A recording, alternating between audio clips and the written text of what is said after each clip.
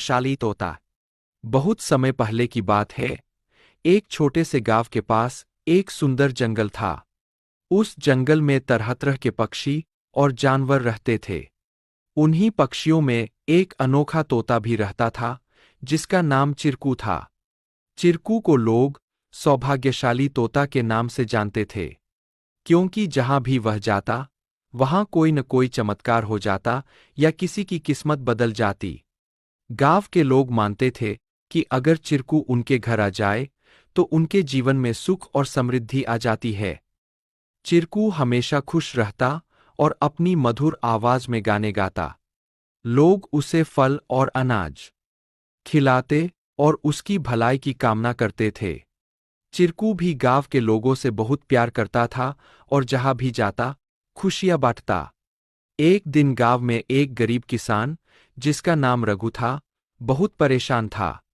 उसकी फसलें बर्बाद हो गई थीं और उसके पास खाने को भी कुछ नहीं था।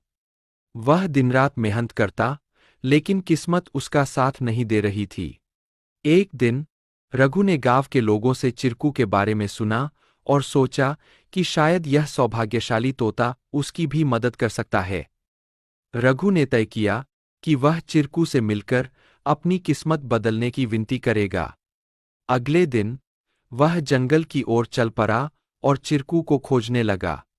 बहुत ढूंढने के बाद उसे चिरकू एक पेड़ की डाल पर बैठे हुए मिला। रघु ने बड़े ही आदर के साथ कहा। चिरकू ने रघु की बातें ध्यान से सुनी और उसकी आंखों में दया उमड़ आई। चिरकू ने अपनी चोंच में एक छोटी सी चमकती हुई पत्ती उठाई और रघु को देते हुए कहा, यह जादुई पत्ती है।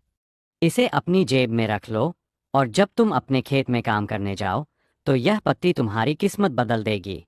रघु ने धन्यवाद कहा और वह पत्ती लेकर अपने घर लौट आया। अगले दिन वह अपने खेत में काम करने के लिए गया।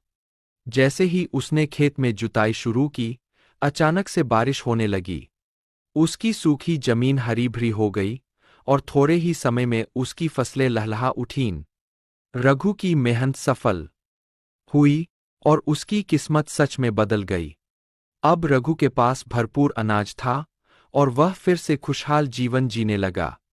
उसने गांव के लोगों को चिरकू की बुद्धिमानी और उसके द्वारा दी गई जादुई पत्ती के बारे में बताया। सभी लोग चिरकू की प्रशंसा करने लगे और उसे और भी अधिक प्यार देने लगे। लेकिन चिरकू ने रघु को एक बात कही थी। याद रखना, यह पत्ती सिर्फ तुम्हारी मेहनत का साथ देगी। अगर तुम मेहनत करना छोड़ दोगे तो यह भी अपना जादू खो देगी। रघु ने चिरकू की बात समझ ली और कड़ी मेहनत जारी रखी। धीरे धीरे उसकी स्थिति पहले से बहुत बेहतर हो गई। वह गांव के सबसे सफल किसानों में से एक बन गया, लेकिन उसने कभी यह नहीं भूला कि उसकी सफलता में चिरकू और उसकी मेहनत का कितना बड़ा हाथ था। कहानी से सीख। इस कहानी से हमें यह सीख मिलती है कि किस्मत भी उन्हीं का साथ देती है, जो खुद मेहनत करते हैं।